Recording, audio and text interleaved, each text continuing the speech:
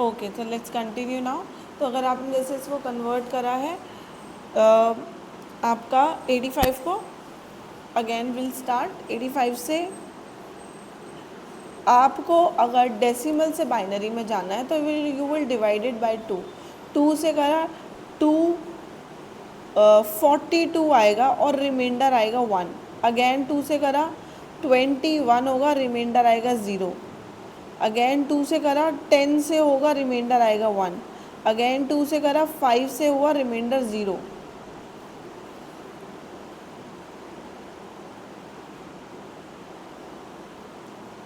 To से करा 2 से डिवाइड कर, रिमाइंडर आएगा 1। 2 से करा 1 आएगा, 1 ज़ा 2, रिमाइंडर 0। तो द आंसर इज, नीचे से ऊपर जाएंगे हम 1 0 1 0 1 0 1। This is your answer. ठीक है। अच्छा, अब यही 85 को आपने ऑक्टल में करना है। ऑक्टल का बेस क्या है? 8। तो आप 8 से डिवाइड करोगे। 8 में करेंगे आप 1 0, रिमाइंडर कितना आया? 5। अगेन 8 से करोगे, 1 ज़ार 8, रिमाइंडर कितना आया? 2। तो आंसर आएगा 1 2 5। इसका बेस क्या हुआ? 8। अच्छा, यही सेम चीज़ अगर आपने हेक्सा करनी है तो आप 16 से डिवाइड करते जाएंगे। ठीक है। अच्छा, एक चीज़ और आपने ध्यान रखनी है, ये लॉजिकली आपको क्विक आंसर करने में हेल्प करेगा। दैट इज़, बाइनरी में जो नंबर्स इंक्लूड होते हैं वो 0 और 1 इंक्लूड होते हैं। ऑक्टल में जो नंबर्स इंक्लूड होते हैं वो 0 to 7 इंक्लूड होते हैं, क्योंकि 0 से लेके 7 तक 8 नंबर्स हुए, ऑक्टल नंबर्स हुए। हेक्साडेसिमल में आपके पास होते हैं 0 to 9, एंड जो 10 to 15 है वो आपके अल्फ़ाबेट्स में होते हैं। क्योंकि आप देखोगे आपके कीबोर्ड में भी 0 to 9 नंबर्स होते हैं। 10 तो कोई नंबर नहीं होता ना डायरेक्ट, तो उसको हम कैसे लिखते हैं?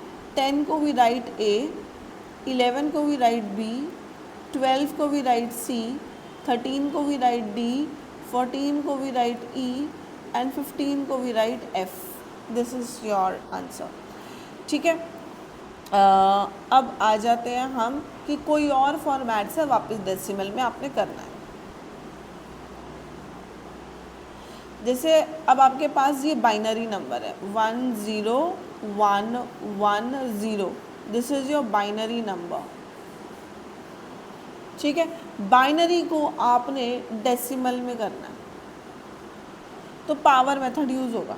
बेस कौन सा है? 2, तो 2 को ही यूज़ करेंगे हम। लेफ़्ट राइट साइड से लेफ़्ट की तरफ जाते हुए बेस बनाते रहेंगे। 2 की पावर 0, 2 की पावर 1, 2 की पावर 2, 2 की पावर 3, 2 की पावर 4। अब इनको आपस में मल्टीप्लाई एंड ऐड करेंगे। 2 की पावर 4 इंटू 1 प्लस 2 की पावर 3 इंटू 0 प्लस 2 की पावर 2 इंटू 1। ये देखो, ये हो रहे हैं आपस में मल्टीप्लाई, ये हो रहा है आपस में मल्टीप्लाई और ऐड। 2 की पावर 1 2 इंटू 1 प्लस 2 की पावर 1 इंटू 1 प्लस 2 की पावर 0 इंटू 0। ठीक है। अब ये याद रखना, किसी भी बेस की पावर 0 हो, इन दिस केस हमेशा 1 होता है। 1 इंटू 0 इज़ येस 0, बट अगर ये 2 की पावर 0 इंटू 1 होता तो 1 ही आता आंसर। क्योंकि चाहे 8 की पावर 0 हो, 2 की पावर 0 हो, 16 की पावर 0 हो, किसी भी बेस की पावर 0, 1 आता है आंसर। ठीक है। So the answer here would be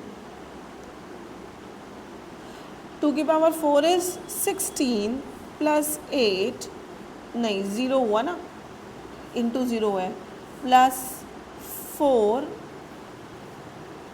plus 2 that is 22। ठीक है। अब अगर आपके पास होता ऑक्टल नंबर है 15, this is your octal number, इसे आपने डेसिमल में करना है तो आप इसी को 8 से करोगे। 8 की पावर 0, 8 की पावर 1। अब आंसर 8 की पावर 1 इंटू 1 प्लस 8 की power 0 into 5, that is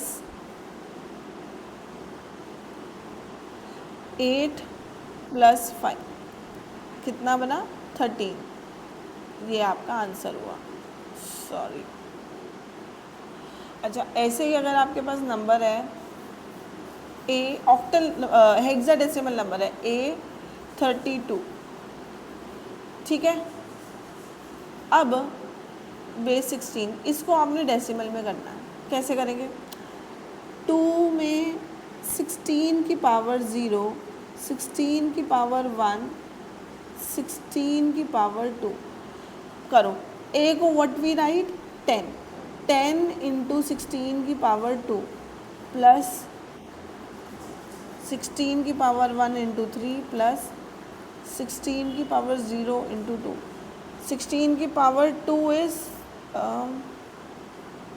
what is 16 into 16?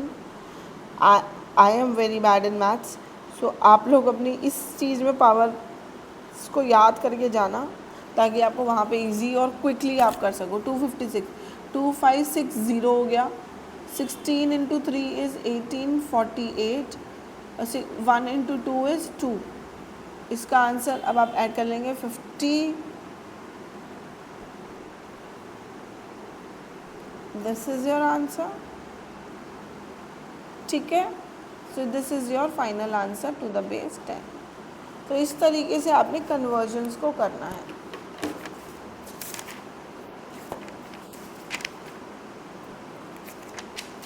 और आते हैं लॉजिक गेट्स वगैरह। सो ये मैंने आपके वीडियो लेक्चर ऑलरेडी रिकॉर्ड किया हुआ है, तो आप वो प्लेलिस्ट जाके देख सकते हो। And what we have is networking. Networking की भी मेरे पास अलग से एक प्लेलिस्ट है, वो भी मैं ये एक एक करके आप डिस्क्रिप्शन बॉक्स में चेक करोगे। मैं डिस्क्रिप्शन बॉक्स में आपकी प्लेलिस्ट के लिंक डाल रही हूँ।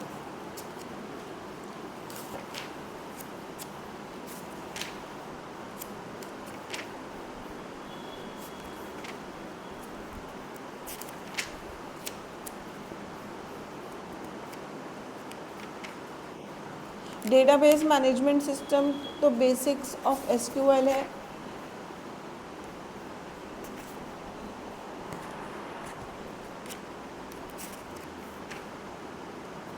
जो आपने 12th स्टैंडर्ड में पढ़ा है, इसका भी पूरा वीडियो लेक्चर्स, सिर्फ थ्योरी पार्ट का भी मेरे पास वीडियो लेक्चर है।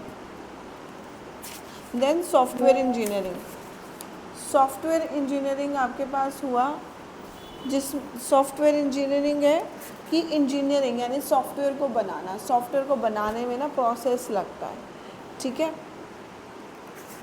जैसे कि मैं अगर एक सॉफ्टवेयर डेवलप करने वाली हूँ, सॉफ्टवेयर एग्जांपल ले लो, एक ऐप। अगर मैं एक ऐप डेवलप करना चाहती हूँ, I am a developer and आप मेरे पास आए हो कि मैम मेरे को एक सॉफ्टवेयर को डेवलप करवा दो, आप एक मेरे लिए एक ऐप बना दीजिए। तो सबसे पहले मैं आपसे क्या बोलूँगी?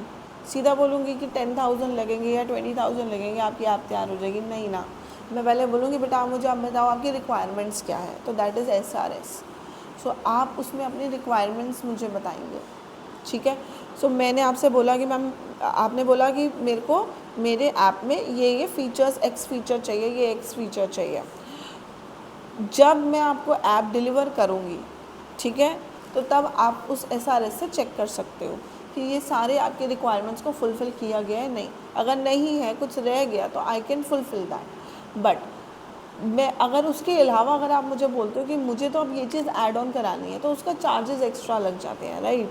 सो जब हम SRS बनाते हैं यानी डॉक्यूमेंटेशन बनती है, तब आपके पेमेंट डिसाइड होती है कि आपके रिक्वायरमेंट्स के हिसाब से वी डिसाइड द पेमेंट। अब वेबसाइट्स है, websites can be made in 10,000, can be made in 50,000, can be made in 1 lakh, can be made in 1.5 lakh, जितनी रिक्वायरमेंट ऑफ द वेबसाइट है।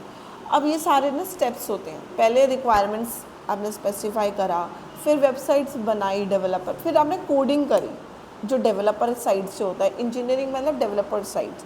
SRS यानी डॉक्यूमेंटेशन विद द क्लाइंट। लेकिन coding बनाई, designing करी कि मैं अपने ऐप को ऐसे से करूँगी। पहले मैं कोडिंग करूँगी, इसमें ये डिज़ाइनिंग होगा, इसमें ये फ्रंट एंड होगा, बैक एंड होगा, सर्वर होगा, जो भी डिसाइड करना है। उसके बाद आपकी कोडिंग होगी यानी कि एग्जीक्यूशन होगा। एग्जीक्यूशन करने के बाद टेस्टिंग होती है। अब टेस्टिंग होती है यूनिट टेस्टिंग। यूनिट का टेस्ट मतलब कि ऐप का एक एक यूनिट को टेस्ट करना, एक एक मॉड्यूल को टेस्ट करना। फॉर एग्जाम्पल टेक्शिवा की ऐप है, उसमें बड़े सारे मॉड्यूल्स है, टेस्ट मॉड्यूल है, बैच मॉड्यूल है, गेम मॉड्यूल है, तो ये सारे डिफरेंट डिफरेंट मॉड्यूल्स है। तो एक एक मॉड्यूल को टेस्ट करना इज यूनिट टेस्टिंग। पूरा टेस्ट करना, पूरे ऐप को क्लियरली टेस्ट करना इज कंप्लीट टेस्टिंग। ठीक है, और टेस्टिंग में भी ना बहुत सारे टाइप्स आते हैं, जैसे कि number 1 is white box testing. White box testing होती है ऑन द डेवलपर्स साइड। मुझे कोडिंग की, मुझे बैकग्राउंड की, मुझे ऐप की, हर चीज़ की नॉलेज है एंड मैं चेक कर रही हूँ कोई प्रॉब्लम तो नहीं है, कोई एरर तो नहीं है। ठीक है, तो वो होती है white box testing. Black box testing होती है जो यूज़र्स एंड से होती है। आप यूज़र हो, आप सिर्फ ऐप यूज़ करके देखोगे जो जो मेरी चीज़ें थी फुलफ़िल हुई, क्या ये ऐप ठीक से काम कर रही है, that is black box testing. Grey box testing कौन सी होती है, जिसमें आपको नॉलेज कोडिंग की तो होती है बट आपने ऐप नहीं बनाई है, आप डेवलपर नहीं हो, तो आप बस उसको चेक कर सकते हो कोई बग तो नहीं है, कोई एरर तो नहीं है, अच्छा कहाँ पे एरर है, this is all you can do. तो ये ग्रे बॉक्स टेस्टिंग होती है। तो मेनली ये टेस्टिंग होती है। उसके बाद जब आप डिलीवर कर देते हो अपने सॉफ्टवेयर को या अपने प्रोजेक्ट को, उसके बाद आप मेंटेनेंस साइड आती है। मेंटेनेंस कौन सी होती है आपकी, जैसे कि आपने 6 महीने बाद बोला मुझे तो ये फीचर्स अब ऐड कराने हैं, दैट इज़ ऑल्सो मेंटेनेंस। अगर आपने बोला कि यार ये तो अब बग आ रहा है, कोई एरर आ रहा है, उसको ठीक करना, that is also maintenance.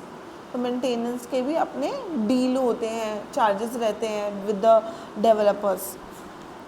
Alright, सो ये था आपका सॉफ्टवेयर इंजीनियरिंग का बेसिक कॉन्सेप्ट। अच्छा, लॉजिक गेट्स का मैंने आपको बता दिया। Logic gates is in my different playlist, वो भी मैं आपको डिस्क्रिप्शन बॉक्स में सारा लिंक डाल दूँगी।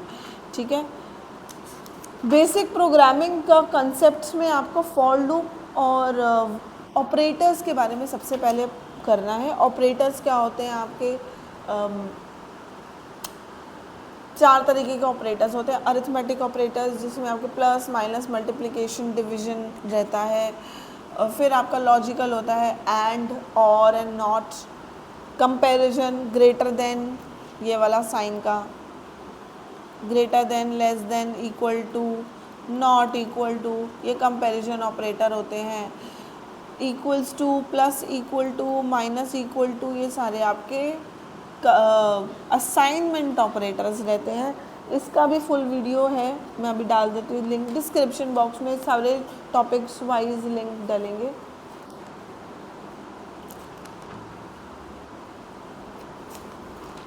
एंड डिस्क्रिप्शन बॉक्स में मैं कुछ इंपॉर्टेंट जीके के क्वेश्चंस भी डाल रही हूँ फुल फॉर्म्स के साथ, जो आपको पता होना चाहिए। प्लस ऑथर, आपके फाउंडर्स, जो कंप्यूटर्स बैकग्राउंड से, जैसे एप्पल का फाउंडर, माइक्रोसॉफ्ट का फाउंडर, ये सारे जो फाउंडर्स है जीके रिलेटेड आईटी सेक्टर में, वो भी मैं डाल देती हूँ। सो ये आपके कुछ इंपॉर्टेंट चीज़ें थी। अगर इसके अलावा भी अगर आपको चाहिए कुछ, मैं आपको हेल्प कर सकूँ कुछ टॉपिक में, तो do let me know. But आपको खुद सेल्फ स्टडी से थोड़ा और ज़्यादा पढ़ने की ज़रूरत है। बीसीए और जीके में इज़ अ वेरी वास्ट। तो अगर आपको कोई भी प्रॉब्लम है तो आप मेरे को डीएम कर सकते हो इंस्टाग्राम पे, और व्हाट्सअप कर सकते हो, ताकि मैं आपको हेल्प कर सकूं। और all the very best for your exam. I hope कि आप सब अच्छी अच्छी रैंक्स लाएं। God bless you all. Thank you so much everybody.